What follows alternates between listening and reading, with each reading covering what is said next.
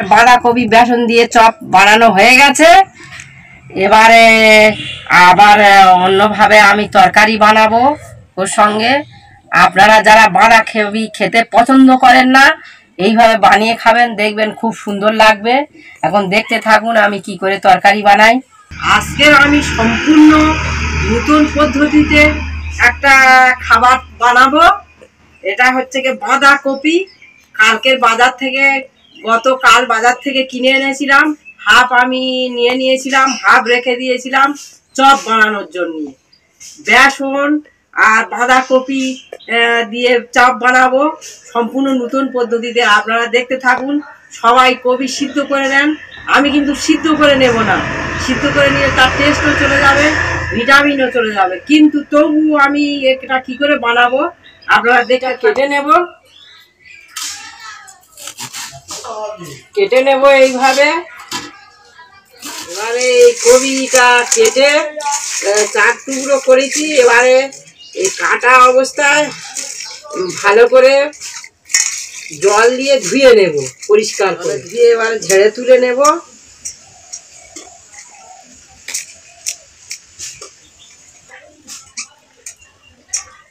এটা এবারে ধুয়ে নিয়েছি, কেটে ফালি ফালি করে কেটে ধুয়ে নিয়েছি। এবারে এটা ঘষা মেশিনে ঘষে নেব। এবারে মেশিনে ঘষে নিতে হবে।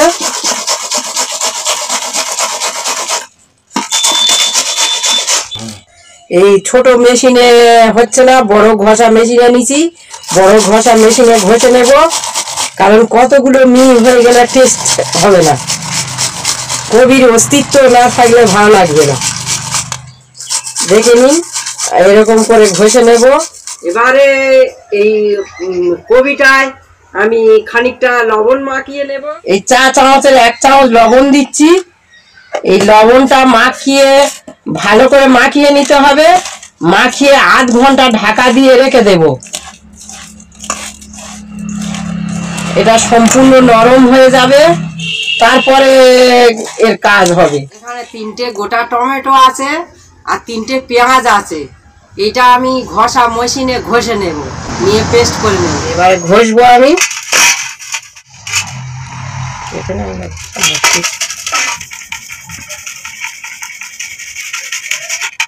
পেঁয়াজটা ঘষে নিচ্ছি।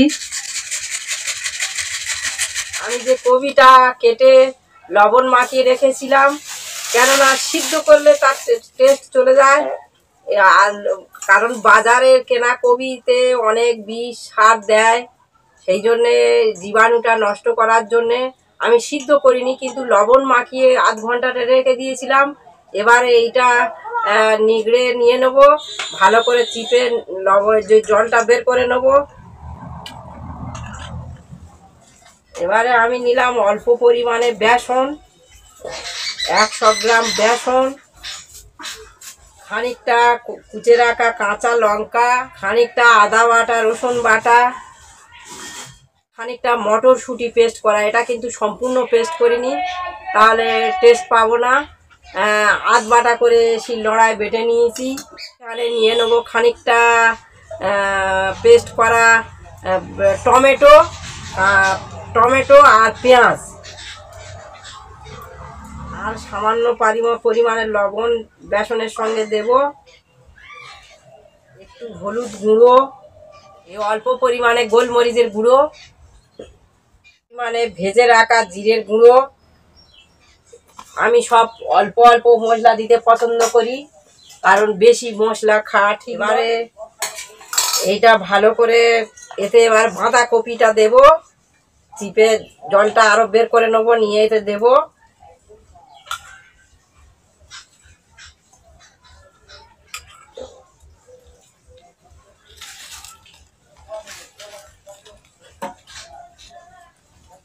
মনে হচ্ছে আর জল দিতে হবে না।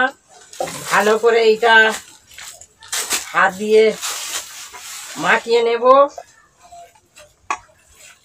পরিমাণে কর্নফ্লাওয়ার দিচ্ছি। এটা দিলে সুন্দর সফট হবে, খেতেও সুন্দর লাগবে। এবারে এটা হাত দিয়ে ভালো করে মেখে নেব।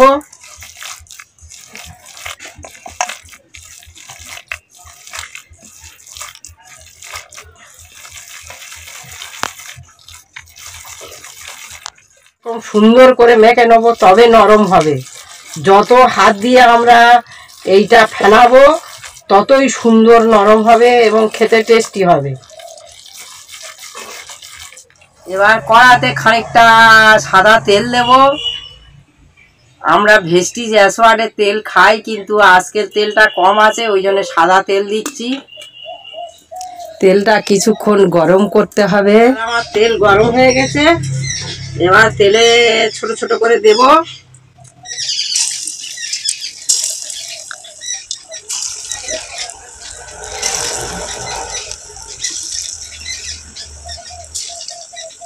এরকম ভাবে উল্টে পাল্টে ভাজতে হবে।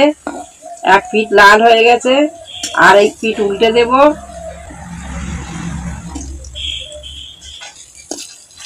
দেখুন এরকম লাল লাল করে ভাজতে হবে।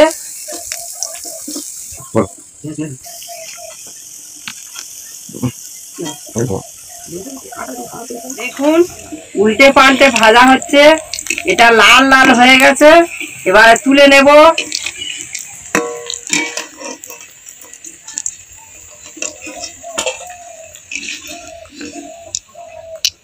বাঁধাকপি বেসন দিয়ে চপ বানানো হয়ে গেছে।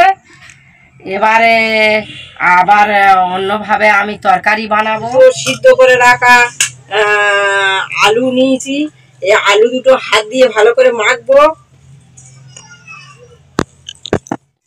এতে একটু লবণ দেব, একটু হলুদ গুঁড়ো দেব, কুচে রাখা কাঁচা লঙ্কা খানিকটা দেব, দিয়ে এটা হাত দিয়ে ভালো করে মাখবো।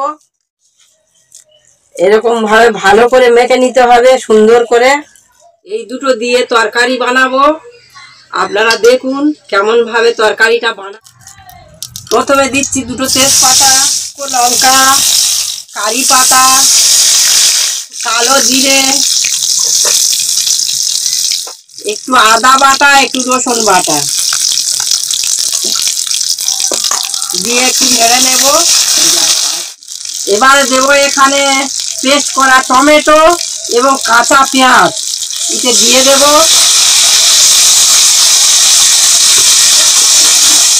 দিয়ে এটা ভালো করে কষে নেব।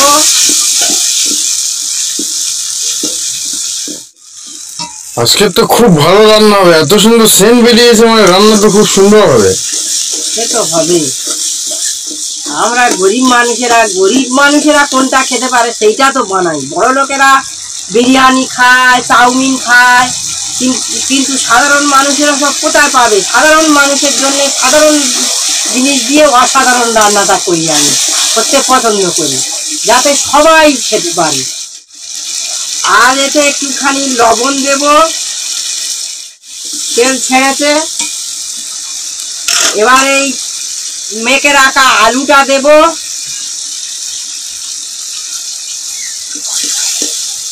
দিয়ে এরকম নাড়তে থাকবো।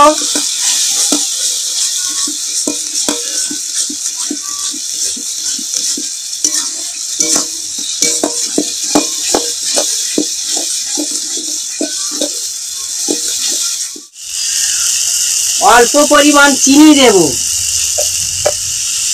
আর দেব একটুখানি হলুদ গুঁড়ো, আর দেব একটুখানি গোলমরিচের গুঁড়ো। যখন দেখবো তেল ছেড়ে দিয়েছে, অল্প পরিমাণ জল দেব।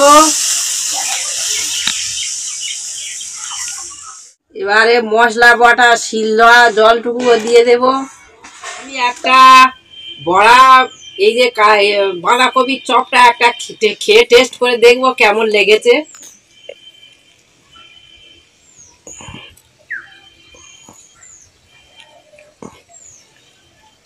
চমৎকার লেগেছে। ও খেয়ে দেখেছে, দেখে বললো মা খুব সুন্দর হয়েছে। ও ক্যামেরা ধরে আছে বলে ওই জন্যে বলতে পারছে না। কি বাবু কেমন লেগেছে? খুব সুন্দর লেগেছে, এরকম ভাবে রান্না করবে খুব সুন্দর লাগবে, আর সবাই রান্না করবে এরকম ভাবে, তোমাদেরও খুব সুন্দর লাগবে। লাইক সাবস্ক্রাইব করার কথা আর লাস্টে বলবো না, এখন বলে দিচ্ছি, ভিডিওটা দেখতে দেখতে লাইক সাবস্ক্রাইব করে যাও, তবে কিন্তু সুন্দর সুন্দর ভিডিও দিতে আমরা উৎসাহিত হব। তা এবার আমার মা চপগুলো দিচ্ছে, দেখো। এবার এই চপগুলো দিয়ে দেবো, ছেড়ে দেবো।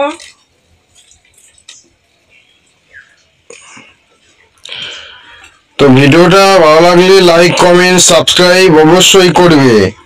খাওয়ার সময় আর বেশি কথা বলবো না, কারণ খাওয়ার সময় বেশি কথা বললে ভীষণ লাগে, সেজন্য এখন বলে দিলাম।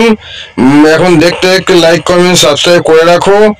তোমাদের কাছে এটা হয়তো ফ্রি, কিন্তু আমাদের কাছে এটা একটা বড় ব্যাপার।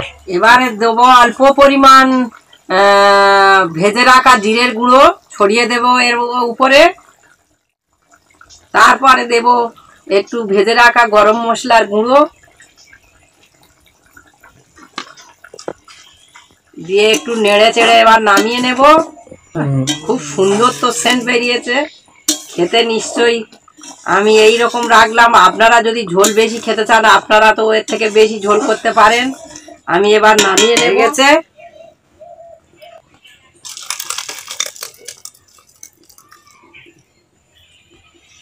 খুব সুন্দর তো সেন্ট বেরোছে, মাংসের সেন্ট, মাংসের তরকারির মতো।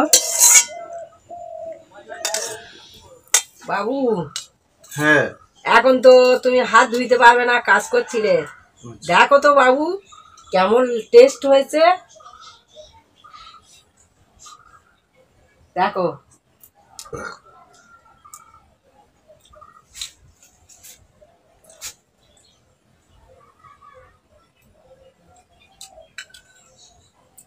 একটু গরম, কিন্তু খুব সুন্দর টেস্ট হয়েছে। এরকম ভাবে বানিয়ে আপনারা খেয়ে দেখবেন, খুব সুন্দর লাগবে।